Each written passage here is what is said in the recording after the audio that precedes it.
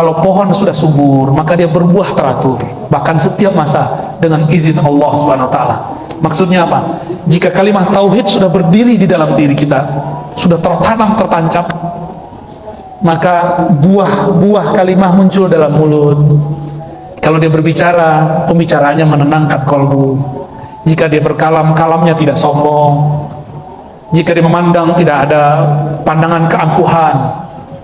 Itu. Saya mau berangkat ke Timur Leste, tapi saya takut. Apa kata guru? Ambil kertas, ditulislah di pojok kertas Allah, di pojok satu lagi Muhammad, terus dirobek, dibagi dua.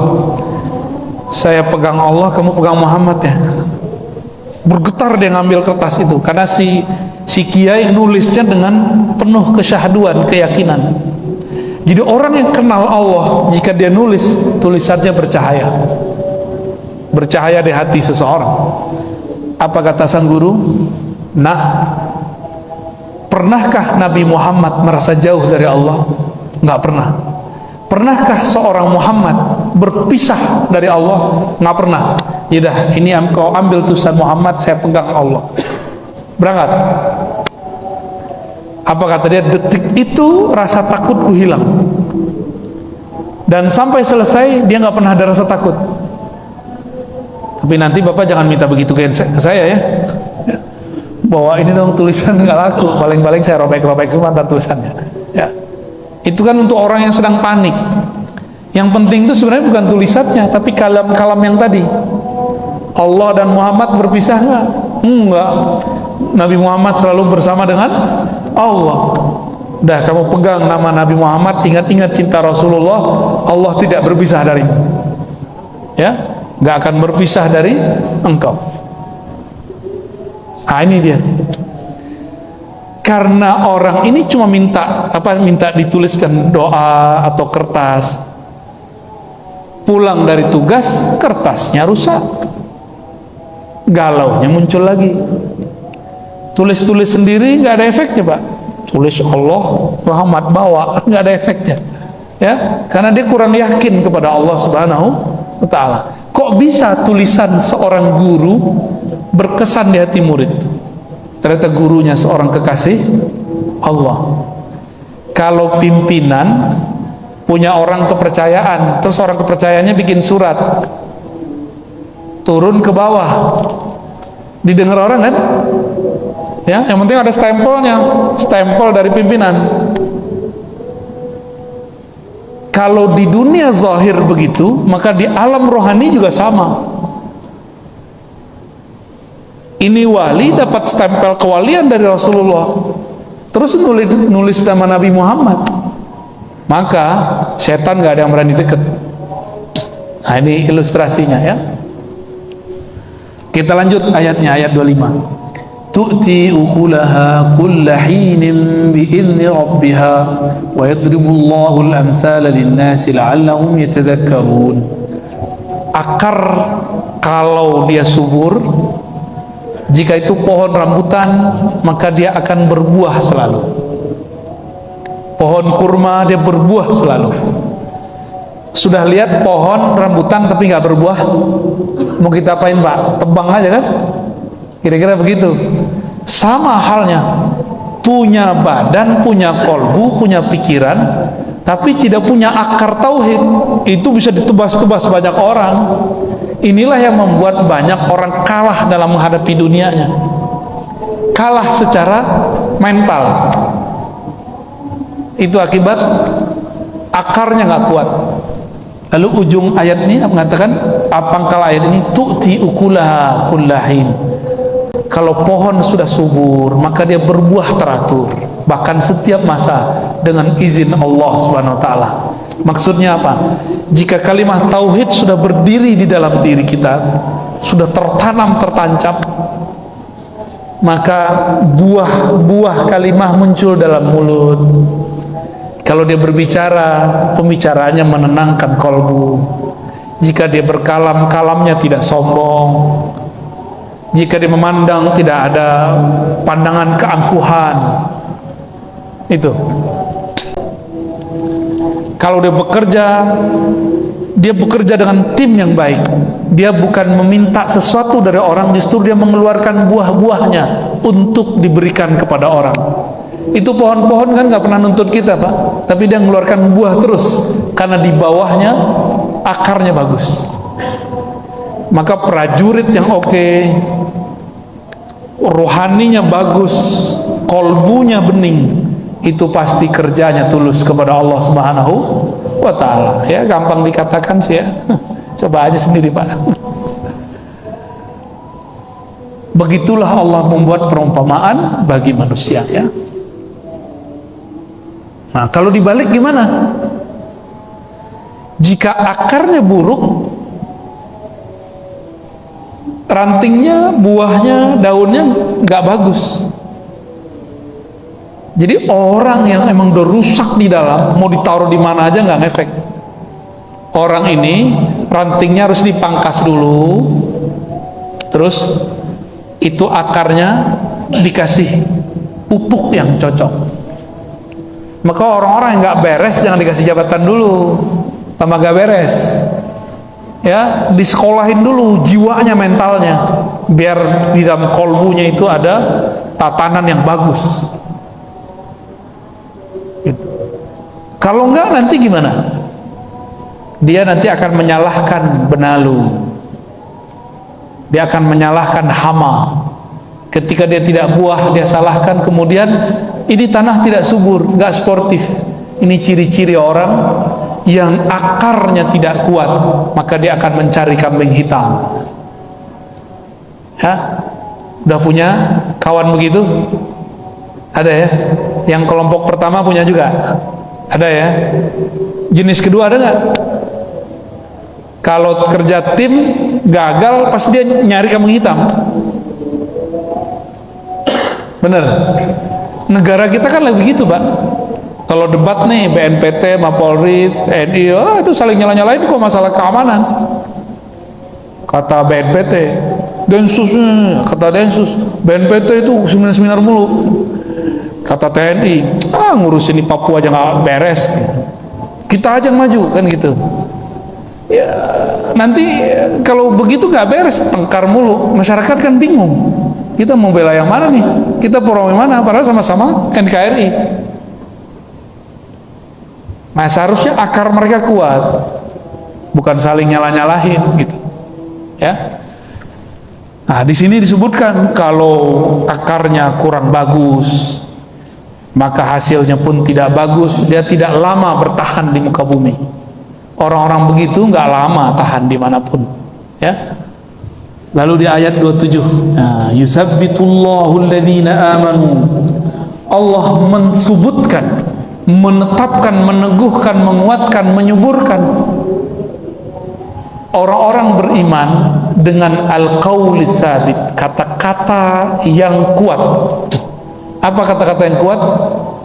Kata-kata yang berisikan tauhid kepada Allah Subhanahu wa ta'ala, ya. Fil hayati dunia, baik di dunia ataupun di fil akhirah, di akhirat. Nanti kalau masuk kubur ditanya pangkat nggak? Masuk kubur ditanya pangkat nggak?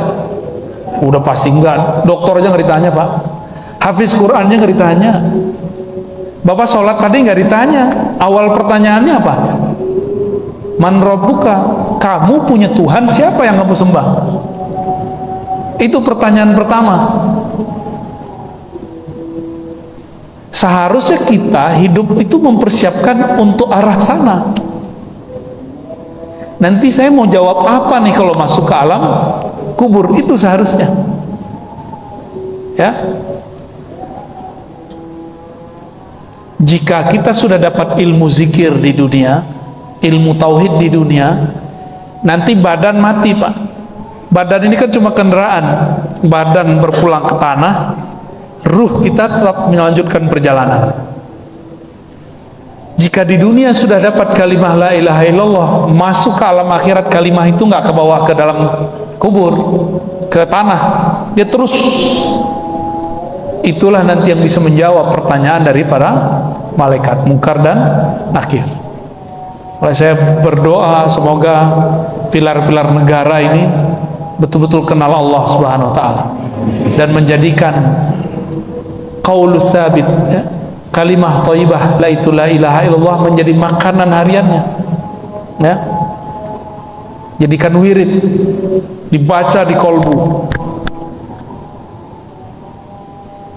Ada hadis qudsi, la ilaha illallah hisni, la ilaha illallah itu bentengku. Tapi ini benteng bukan benteng tembok, ini benteng dari virus-virus selain Allah. Maka siapa yang sering menanam kalimat tauhid la ilaha illallah dengan teknik yang benar, sama seperti orang lagi perang, dia membuat penghalang benteng yang sangat tangguh, yang sangat kokoh. Saya sering mencontohkan teman-teman kita yang rajin sholat itu ketika pandemi was-was juga nggak? Ya, yang paling lucu prajurit kok sama pandemi was-was. Gimana mau ketemu musuh fisik? Ya, kita sih waspada, iya, was-was nggak boleh. Apalagi kalau udah kena, Pak. Bapak nih kalau kena diisolasi, isolasinya di tempat di ruangan sendiri, wah ya salam. Kalau tidak pernah tertancap kalimat Allah di dalam kolbu, siap-siap stres. Meninggalnya bukan karena COVID-nya, tapi karena stres. Kalau dokter bilang komorbid itu jantung, gula, apa gitu. Kalau bagi saya, komorbid terparah itu stres. Kenapa dia stres? Dia tertekan.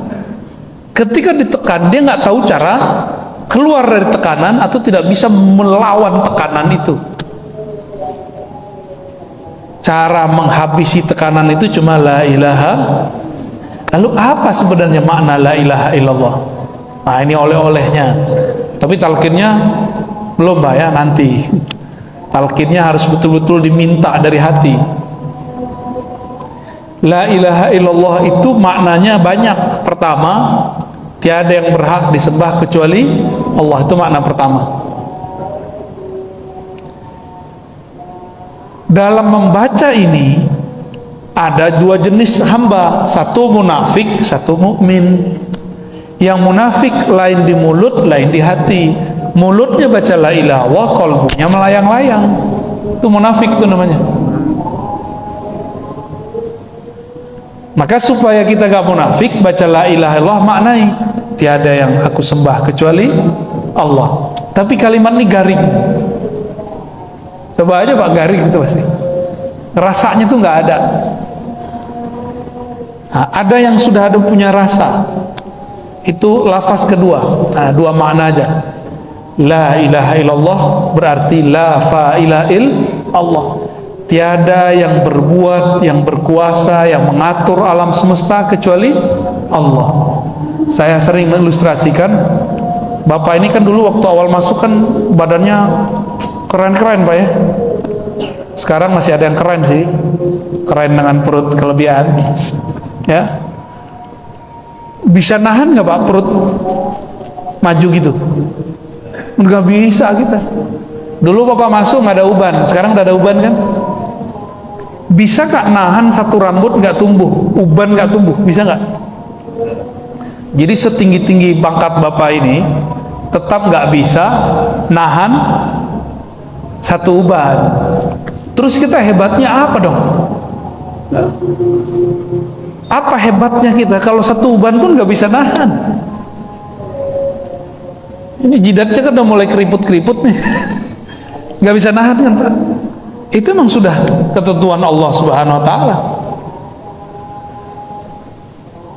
Jadi hebatnya kita apa gitu? Nah, inilah makna la ilaha illallah. Tiada yang menumbuhkan satu rambut, yang mengatur semua di dalam badanku kecuali hanya Allah. Bahwa itu, rasakan itu. Nah, untuk latihan awal-awal, ini oleh-oleh Pak. Coba amalkan pagi 100, sore 100. Ya. Kalau sudah ditalkin nanti polanya beda lagi. Talkin zikir, bimbingan zikir, nanti polanya beda lagi. Tapi saya berharap setiap kita ini punya pegangan latihan la ilaha illallah tiap pagi sama sore. Pagi sore aja rajin. Kok bisa kerja rajin tapi zikir gak rajin? Saya mau tanya nih Pak, ini pertanyaan terakhir nih ya, sebelum kita kalau ada tanya jawab. Kalau orang kerja tapi nggak masuk-masuk, nggak melaksanakan tugasnya, gajinya dipotong nggak? Bisa-bisa dipecat, benar nggak?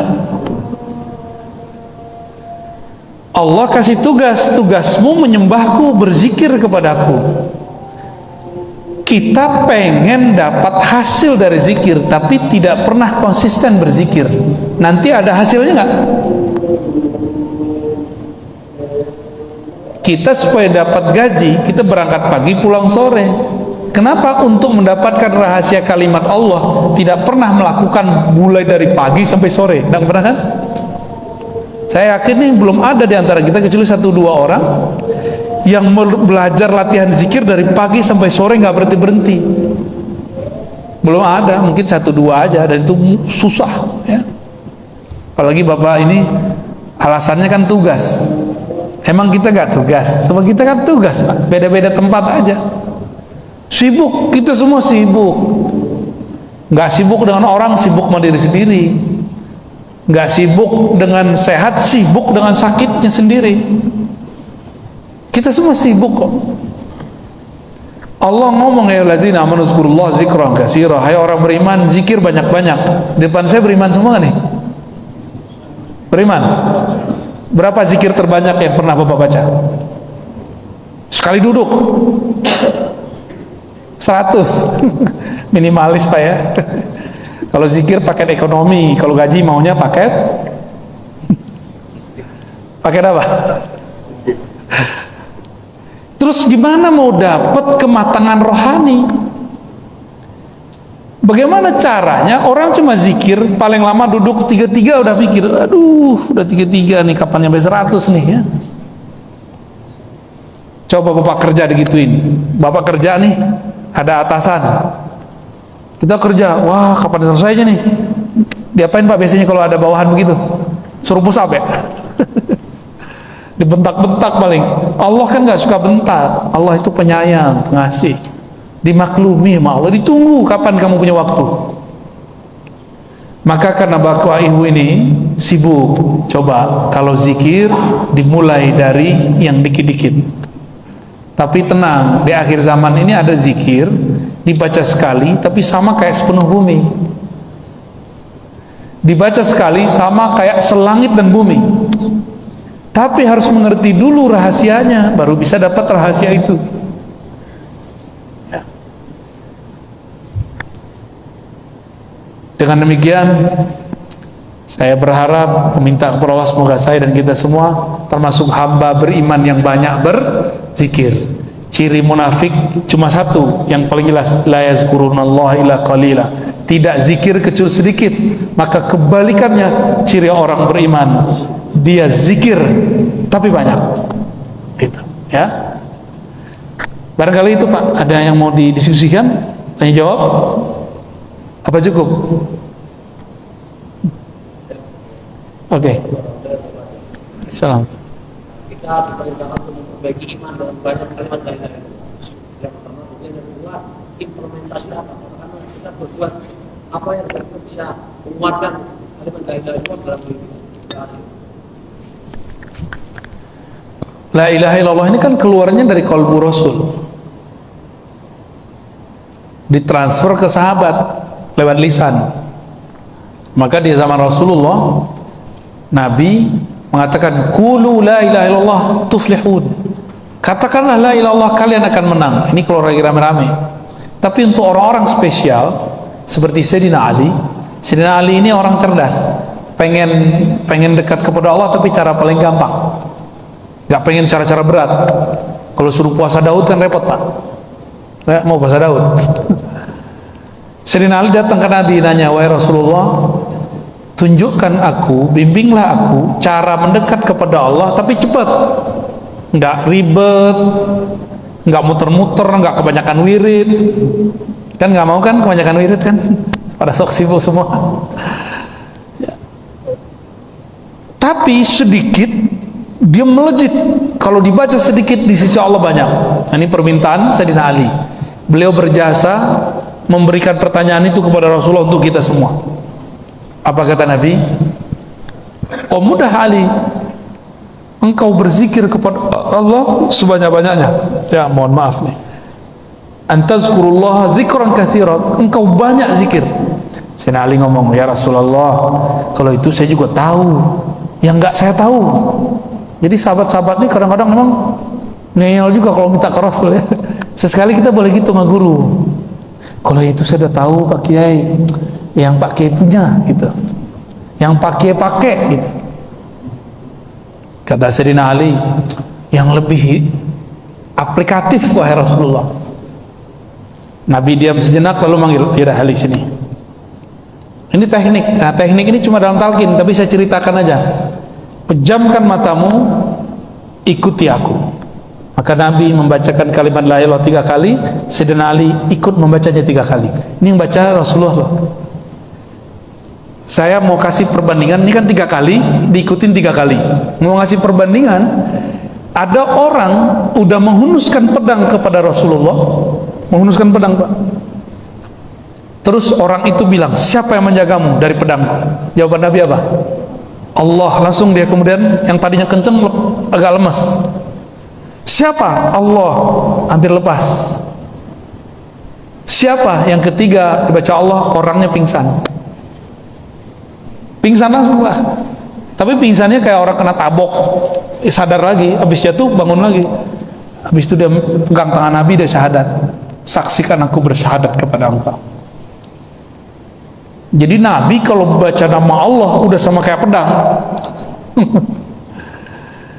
Nabi kalau baca nama Allah udah sama kayak tembakan. Allah dus gitu langsung.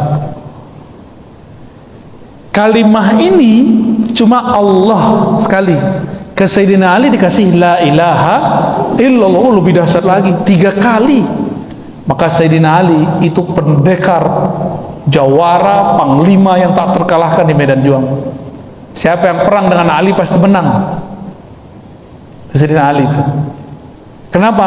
Masuk energi la ilaha illallah di dalam dirinya. Inilah yang membuat Sayyidina Ali ini dikenal oleh kalangan orang debus, ilmu mereka dari Sayyidina Ali. Loh, kapan Sayyidina Ali ngajarin debus? Beliau itu hanya bersama dengan Allah yang Maha Sakti. Ali mah nggak debus.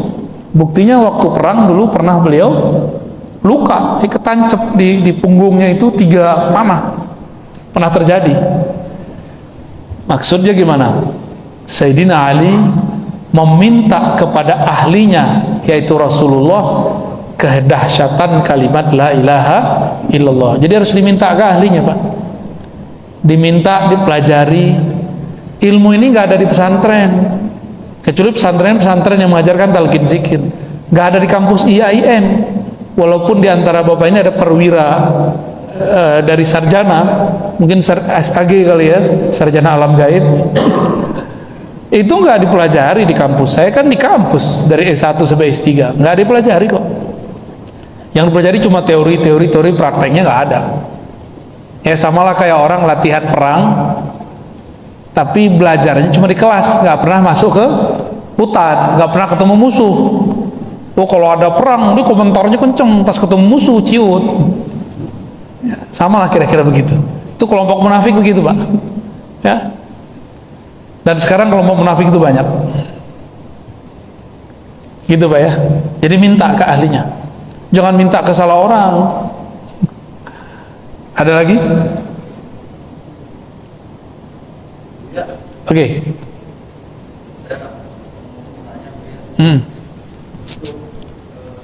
Saya sering di media sosial menanyakan kolbu adalah tempat yang paling setan pun tidak akan masuk dengan dia. Nah, pertanda zikir la ilaha illallah tersebut. Kalau misalkan seseorang cinta sama Allah pasti akan bilang seperti itu. Oke. Nah, bagaimana pertandanya seseorang tersebut sudah merasakan zikir la ilaha illallah terhadap dirinya itu? Baik. Wah, ini langsung nohok nih ya. Langsung nyodok, Pak ya. Betul, ini mukadimah yang bagus. kolbu, ini kajian kitab Awarif namanya. Mungkin Bapak ikut nonton. Kolbu itu tidak pernah bisa dimasuki oleh syaitan. Ini hebatnya kolbu. Tapi kolbu bisa dimasuki oleh dunia dan wanita dan tahta. Plus harta, udah gitu. Oh, itu bisa masuk, Pak. Setan nggak bisa masuk. Maka setan itu mesti meracuni si wanita di kolbu kita, meracuni harta ya di kolbu kita, dan dia meracuni tahta itu. Ini kemudian 3 ini yang sudah diracuni sama dia, yang akan merusak kolbu. Dia nggak pernah bisa masuk, karena kolbu itu adalah singgasana Allah, dan Allah tidak izinkan syaitan untuk masuk ke dalamnya. Dulu sebelum Nabi Adam dicipta, Iblis itu minta izin kepada Allah, ya Rabb, izin dong mau menguasai kolbu manusia. Marahlah Allah dalam hadis qudsi. Allah mengatakan, al-kibriya uridai, yang boleh sombong itu cuma aku, kamu tidak boleh sombong. Mau coba-coba nguasain kolbu hambaku, itu tempat aku memandang, tempat aku bersemayam, kira-kira begitu. Bersemayam jangan diartikan Allah menempati ya. Allah itu kalau mandang ke kolbu. Apa ciri-cirinya? Kalimah sudah masuk ke dalam kolbu. Nah, kira-kira gini Pak, Bapak punya anak, Bapak pengen anaknya pinter. Sederhananya gini, kalau saya sebagai guru, saya senang sekali anak saya kalau hafal Quran atau baca-baca kitab. Kita intiplah dia lagi baca Quran, ternyata dia hafal Quran tanpa melihat, dan hafalannya banyak. Saya girang, padahal saya ngintip. Atau Bapak ini senang seorang perempuan, kan sekarang ada aplikasi cara melihat orang yang mengunjungi akunmu. Pas kita cek, wih ada dia, kita senang dia mengakses nama kita, gitu ya. Saya nggak tahu caranya Pak, tapi teman saya bilang itu ada caranya. Bener Cung? Aman Cung, Muhammad Ramdhani, ntar lagi Ramadan. Ketika saya senang nama saya di search sama orang, akun saya dikunjungi orang, Allah itu punya akun di kolbu. Kalau akunnya ini dikunjungi, kita sebut nama Allah di kolbu, Allah senang. Jika Allah senang, kolbunya bergetar Pak. Kalau kolbunya udah bergetar, dia ikut bahagia, senang. Badan kita ini kenapa sakit-sakitan? Karena kurang gerak. Kolbu kalau kurang bergerak dengan kalimah Allah, dia juga sakit-sakitan. Maka gerakkan kolbu dengan nama Allah. Itulah makna ayat surat Al-Anfal ayat 2, iza zukirallah wajilat qulubu. Jika disebut nama Allah, kolbu bergerak, bergetar. Ustadz nggak tahu zikir kolbu, keras hatinya. Kiai nggak ngerti zikir kolbu, jadi ustadz yang sangat kasar. Jadi saya kalau mendetek orang ceramah itu gampang aja. Apa yang dia ceramahkan, bagaimana cara dia menyampaikan. Kalam yang sama disampaikan orang berbeda, lain loh keluarnya. Benar nggak? Karena memang gelas yang isinya air bening keluarnya bening, isinya kopi keluarnya hitam. Nggak bisa dibuat-buat, mau dipoles pakai serban kayak tasbih 1000 kali panjangnya, tapi di kolbunya nggak ada nama Allah Rahman Rahim, nggak akan pernah keluar kata kasih sayang. Nyari lawan mulu ya, kira-kira gitu Pak ya. Nyambung, dapat analognya. Seneng namanya dicari-cari sama seorang perempuan yang kita suka. Begitu juga Allah senang kalau namanya di search di sini. Ini kabar gembiranya, smartphone yang kita punya itu sebenarnya adalah replika dari kolbu. Sayangnya kita bisa main smartphone tapi nggak bisa memainkan kolbu. Kalau Bapak bisa main handphone, Bapak bisa nelfon orang kan?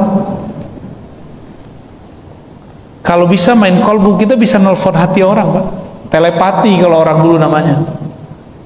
Dulu cuma terjadi ibu kalau dia sayang sama anaknya, dia tahu anaknya sakit, anaknya tabrakan, lu ngerti ibu, karena ibu ini punya koneksi kepada kolbu anak.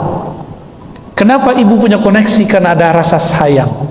Yang punya koneksi mesti ada sayang dan cinta. Maka sering-sering kirim Fatihah kepada guru, kepada kekasih. Bapak ini kan sebagian jauh dari istri dan anak, bacain Fatihah untuk istri dan anak. Karena tugas ya, untuk mengabdi ke negara. Kalau mengabdi ini bukan bagian dari ibadah, udah berapa tahun nih buang-buang umur, ya enggak? Maka Bapak ini harus menjadikan ngabdi ke negara bagian dari ibadah. Itu udah sama kayak saya sholat 1000 sehari, Pak. Bapak masuk kerja sehari, saya sholat mulu gak berhenti, itu sama. Tapi niatnya harus karena ingin menjaga negeri ini. Ya dipotong-potong dikit tunjangannya karena pandemi, ya ridho-ridho aja lah ya. Tapi saya dengar nih belum ada potongan ya. Oh, di banyak kantor sudah banyak, Pak, dipotong. Paling pangkas-pangkas program paling ya. Kita ridho aja kepada Allah, karena ini ibadah. Ibadah ini kan suka-suka Allah. Kalau giliran senang ya senang, kita syukur. Kalau enggak ya kita sabar. Yang paling enak itu bukan syukur dan sabar. Sabar kita nggak kuat lama-lama. Yang paling enak itu ikhlas dan ridho. Tulus saja kepada Allah, sabar kepada yang Dia kasih, munculkan rasa tulus. Hilang bebannya, Pak. Bapak kerjaan nih diperintah sama atasan, sabar, beban. Tapi kalau tulus saya terima dengan kondisi saya hari ini, langsung kerjanya bahagia itu. Ya, tugas-tugasnya akan dikerjakan dengan penuh senang hati. Sholat kenal Allah, beda dengan sholat nggak kenal Allah. Seperti Bapak ini dulu mau ketemuan dengan cewek cantik, karena udah kenal dia, janjian, semangat, apa aja disiapin, kalau perlu datang sebelum jamnya. Udah datang, dia telat 5 menit, rasanya 5 jam. Kamu kok lama sih gitu ya? Karena menunggu itu memang gak enak, Pak ya. Coba dulu masa-masa naik angkot, masih ingat gak? Naik angkot samping kita udah jual, baunya bau minyak orang tua tuh ya, jorok, makan lagi di samping kita. 5 menit di atas angkot, rasanya kayak 5 jam. Sama. Maka rasa di dalam itu bergantung kepada cinta. Bapak ini sudah lama bekerja, kalau cinta pasti rasanya sebentar. Kalau enggak ya pengen keluar mulu bawaannya. Ya,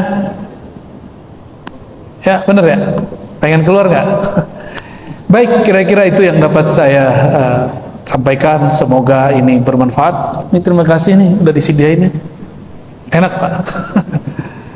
Semoga pengurus diberkahi oleh Allah, yang hadir dapat ridha Allah Subhanahu wa taala, negeri ini tambah makmur, negeri ini tambah diridhai Allah, keamanan Allah beri untuk negeri ini dan yang mengurusi negeri ini dan rakyatnya semua. Mari kita bacakan surat Al-Fatihah. A'udzubillahi bismillah. Ya, suratul an'am. Assalamualaikum warahmatullahi wabarakatuh.